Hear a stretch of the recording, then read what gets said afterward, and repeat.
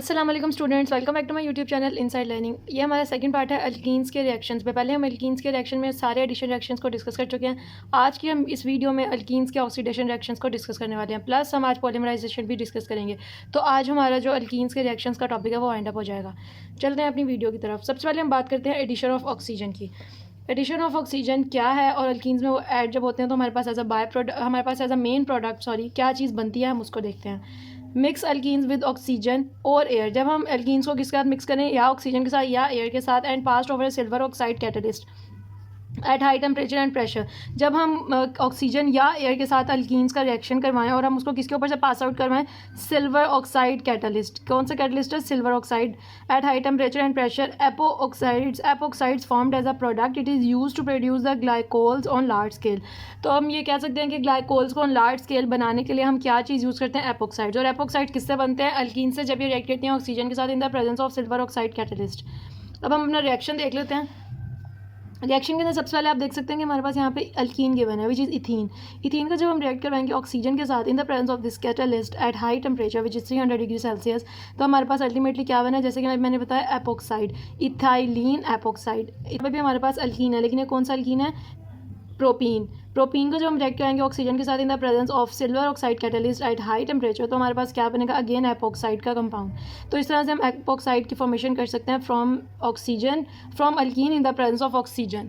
तो आपको ये भी क्वेश्चन आ सकता है, how you can prepare epoxide with alkyne. तो आपको पता होना चाहिए कि ये ऑक्सीजन अगर हम रिएक्ट करवाएंगे इन the presence of these conditions, तो हम उससे एपोक्साइड की फॉर्मेशन कर सकते हैं। ऑक्सीडेशन रिएक्शन में नेक्स्ट जो हमारे पास है वो है हाइड्रो ऑक्साइलेशन। अब हाइड्रो ऑक्साइलेशन क्या है और इसमें किन किन चीज़ों का एडिशन होता है वो देख लेते हैं। When alkenes are treated with mild oxidizing reagents like dilute 1% alkaline KMnO4 solution, Bayer's reagent, at low temperature, hydroxylation occurs and forms the hydroxy compounds known as vicinal glycols. This test is used for identification of unsaturation in the molecules by changing the pink color of KMnO4.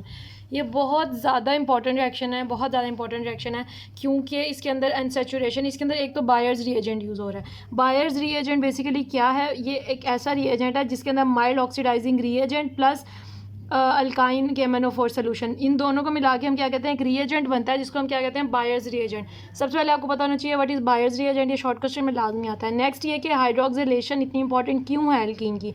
तो hydroxylation is the process, और when we use the Baeyer's reagent in the process of hydroxylation, तो ये हमें बताती है unsaturation. Like अगर मैं alkyne के साथ रिएक्ट करवा रही हूँ तो KMnO4 जब मैं टेस्ट ट्यूब्स के अंदर या वो फ्लास्क के अंदर सारी अपने ये केमिकल्स लिक्विड्स डालूंगी विद KMnO4, तो KMnO4 का उस टाइम कलर होता है पिंक। तो ग्रेजुअली जैसे ही वो बॉन्ड्स टूटेंगे तो वो जो पिंक कलर है वो क्या हो जाएगा? Discharge. By changing the pink colour of KMnO4, एकदम से वो जो सोल्यूशन है वो ट्रांसपेरेंट हो जाएगा, उसका कलर चेंज हो जाएगा। तो जो पिंक कलर ऑफ KMnO4 है वो जब ख़त्म होता है, वो इस बात की इंडिकेशन है उस फ्लास्क के अंदर कि इसके अंदर जो हमने कंपाउंड यूज़ किया या वो अनसेचुरेटेड ही है, या तो वो डबल बॉन्ड है या वो ट्रिपल बॉन्ड है। तो unsaturation of a compound of hydrocarbon कैसे हम आइडेंटिफाई कर सकते हैं? वो हम आइडेंटिफाई कर सकते हैं by the process of hydroxylation in the presence of buyers reagent. तो ये इंपॉर्टेंट शॉर्ट क्वेश्चन आता है कि how you can identify the unsaturation of a compound. आगे हम इसका रिएक्शन देख लेते हैं। यहाँ पे हमने लिया एक ethene which is alkyne. Ethene का हमने रिएक्शन करवाया KMnO4 के साथ with water in the presence of water, और क्या कंडीशन है? कोल्ड।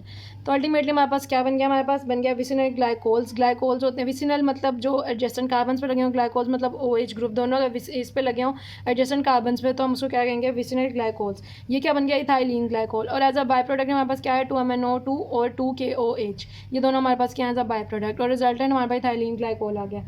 बहुत इंपॉर्टेंट रिएक्शन है, कलर डिस्चार्ज करता है, अनसेचुरेशन के लिए इंपॉर्टेंट है, और इसे हम इथाइलिन ग्लाइकोल की फॉर्मेशन करते हैं। उसके बाद है हमारे पास कंबशन, जो हमारे पास सेकंड ऑक्सीडेशन रिएक्शन है, थर्ड ऑक्सीडेशन रिएक्शन है वो है combustion. Alkenes burn with air forms of carbon dioxide and water. We all know जब भी अल्कीन्स जो हैं वो रिएक्ट करते हैं in the presence of oxygen in the presence of air, तो एज अ प्रोडक्ट हमारे पास क्या आता है? Carbon dioxide and water. It is highly exothermic reaction and require flame to start. Although ये बहुत ज़्यादा एक्सोथर्मिक रिएक्शन है, इसके अंदर बहुत ज़्यादा हीट जनरेट होती है, लेकिन फिर भी इसको इनिशिएट करने के लिए जो है वो फ्लेम रिक्वायर्ड होता है। यहाँ पे हमारे पास है इथीन। इथीन को जो हम रिएक्ट करवाएंगे ऑक्सीजन के साथ, तो एज अ प्रोडक्ट क्या बन रहा है? कार्बन डाइऑक्साइड, वाटर और हीट। तो ये हमारे पास क्या हो गई? कंबशन किसकी? अल्कीन की, जिसके नतीजे में हमारे पास ये प्रोडक्ट्स बन रहे हैं। नेक्स्ट जो हमारे पास रिएक्शन है अल्कीन का वो है ओजोनोलाइसिस। ओजोनोलाइसिस क्या है और इसके अंदर कौन कौन से बहुत इंपॉर्टेंट प्रोडक्ट्स बनते हैं, फाइनल प्रोडक्ट्स, वो हम अब डिस्कस करते हैं।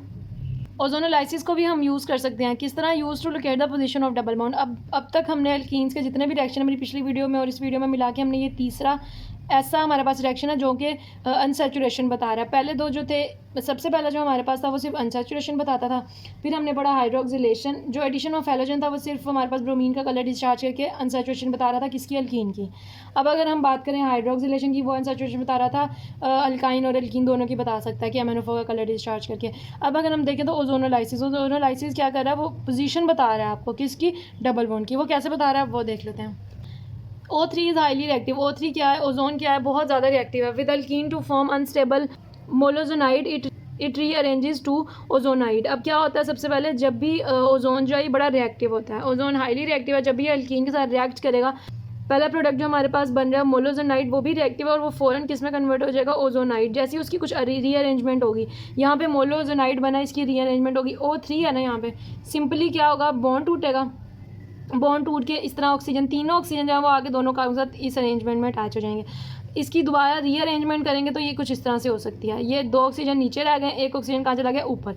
अब ये वाली जो अरेंजमेंट है, इस स्ट्रक्चर को हम क्या कहते हैं? ओजोनाइड। सबसे पहले क्या बना? मोलोजोनाइड, फिर क्या बना? ओजोनाइड। अब ये जो ओजोनाइड है reduced with zinc and water, it produces carbonyl compound like aldehyde और कीटोन। अब इससे आप देखें कितने ज़्यादा यूज़फुल आगे फर्दर जो है वो प्रोडक्ट्स बन रहे हैं। जैसे ही हम ओजोनॉइड को रिएक्ट करवाएंगे किसके साथ? जिंक के साथ और वाटर के साथ, तो हमारे पास क्या प्रोडक्ट बन जाएगी? हमारे पास आ जाएगा फॉर्मेल्डिहाइड। ये हमारे पास एल्डिहाइड का ग्रुप है ना, CHO, फंक्शनल ग्रुप एल्डिहाइड है। अगर C डबल बॉन्ड O होता, दोनों तरफ H ना होता, कोई और कार्बन का बाउंड होता, तो वो क्या होता? कीटोन। और एज अ बाय प्रोडक्ट क्या बन गया? H2O2। तो कैसे? सबसे पहले आपने अल्कीन से बनाया मोलोजोनाइड, फिर आपने बनाया ओजोनाइड, और ओजोनाइड को जब जिंक और वाटर से रिएक्ट करवाया तो अल्टीमेटली फॉर्मेल्डिहाइड बन गया, विच इज़ एन एल्डिहाइड। तो आपने ये इस रिएक्शन में सीखा कि ओजोनोलाइसिस से हम क्या क्या बना सकते हैं। ओजोनोलाइसिस से हम फॉर्मेशन कर सकते हैं एल्डिहाइड की और कीटोन की फ्रॉम अल्कीन। कैसे हम अल्कीन से एल्डिहाइड और कीटोन्स बना सकते हैं, कैसे हम अल्कीन से जो है वो अल्केन्स बना सकते हैं, कैसे हम अल्कीन से कार्बन डाइऑक्साइड वाटर बना सकते हैं। इन पूरे ऑक्सीडेशन रिएक्शन में हमने ये सीखा। और ये आपको ऐसे रैंडमली शॉर्ट क्वेश्चंस भी आ सकते हैं, that how you can prepare this compound from alkyne. और जो हमारे पास बाय प्रोडक्ट बचा H2O2, वो जिंक के साथ रिएक्ट करेगा और एज अ रिजल्ट क्या बन जाएगा? ZnO और H2O। नेक्स्ट हम बात कर लेते हैं पॉलीमराइजेशन की। ये लास्ट रिएक्शन है अल्कीन्स का। पॉलीमराइजेशन में क्या होता है? Monomers combined. पॉलीमराइजेशन नाम से पता चल रहा है, पॉली मीन्स मैनी और मराइजेशन मतलब कंबाइनिंग टुगेदर। मोनोमर्स लाइक छोटे जो कंपाउंड्स हैं combine together to form the large polymers treat ethene at 400 degree Celsius and 100 ATM। Good quality polymers obtain in pressure in presence of aluminium triethyl. ये क्या? Aluminium triethyl, ये हमारे पास एक catalyst है, and titanium tetrachloride catalyst. अब आपने इस पूरे पॉलीमराइजेशन में सबसे ज़्यादा जो इंपॉर्टेंट चीज़ है ना वो ये कि कौन से कैटलिस्ट हैं जो यूज़ होते हैं। These are the most important 2 catalyst जो कि हमारे पास पॉलीमराइजेशन में इन्वॉल्व हो रहे हैं, एलुमिनियम ट्राई इथाइल और प्लस टेट्राक्लोराइड कैटलिस्ट। ये दोनों हमारे पास पॉलीमराइजेशन में इन्वॉल्व होते हैं। इथीन को हमने हाई टेम्परेचर और हाई प्रेशर के अंदर इन द प्रेजेंस ऑफ ऑक्सीजन, कुछ ट्रेसेस के ऑक्सीजन के रिएक्ट कराएंगे तो हमारे पास क्या बन जाएगा? पॉलीइथाइलिन। ये हमारे पास हो गया पॉलीमराइजेशन का प्रोसेस। नेक्स्ट हम थोड़ी सी बात कर लेते हैं यूजेस ऑफ इथीन की, इथीन कहाँ कहाँ यूज़ होते हैं, या आप कह सकते हैं uses of alkyne. Mainly alkyne के अंदर हमारी जो ज़्यादा वाइडली यूज है वो इथीन कंपाउंड है, hydrocarbon. Used in making toys. ये किस में यूज़ हो रहा है? टॉयज़ की मेकिंग में, केबल्स की, boxes and bags etcetera. For artificial ripening of fruits, for preparing mustard gas. ये इंपॉर्टेंट है कि मस्टर्ड गैस क्या थी, कब यूज़ हुई और उसकी कंपोजिशन क्या है, बनती कैसे है। Mustard gas a chemical that is used in the World War I। It is powerful vesicant, causes blisters. Blisters होते हैं स्किन के ऊपर आपकी एलर्जिक से, और वो इन्फेक्शन का कॉज होता है। It is a high boiling liquid dispersed as tiny droplets. जैसे परफ्यूम हम लगाते हैं, मिस्ट लगाते हैं, तो उसकी टाइनी से ड्रॉपलेट्स होते हैं, उस फॉर्म में ये स्प्रे किया जाता है, यूज़ होता था। और ये कब हुआ था? World War I में, अगेंस्ट द एनिमीज़। अब इसका रिएक्शन में क्या क्या होता है? सबसे पहले इथीन जो है वो किसका रिएक्ट करता है? S2Cl2 के साथ। जैसे ही इथीन या अल्कीन S2Cl2 के साथ रिएक्ट करेगा तो हमारे पास एज अ रिजल्ट क्या बन जाएगा? ये मस्टर्ड गैस। ये मस्टर्ड गैस है 2,2 डाइक्लोरोइथाइल सल्फाइड। तो हमारे पास मस्टर्ड गैस की फॉर्मेशन हो जाएगी और यही वो गैस है जो कि वार्स में यूज़ हुई है इन द हिस्ट्री। तो एक क्विक रिवीजन कर लेते हैं आज की वीडियो में। अब हमने अल्कीन्स के सारे रिएक्शंस कंप्लीट कर लिए हैं। आज की वीडियो में हमने oxidation reactions plus polymerization reaction देखे हैं।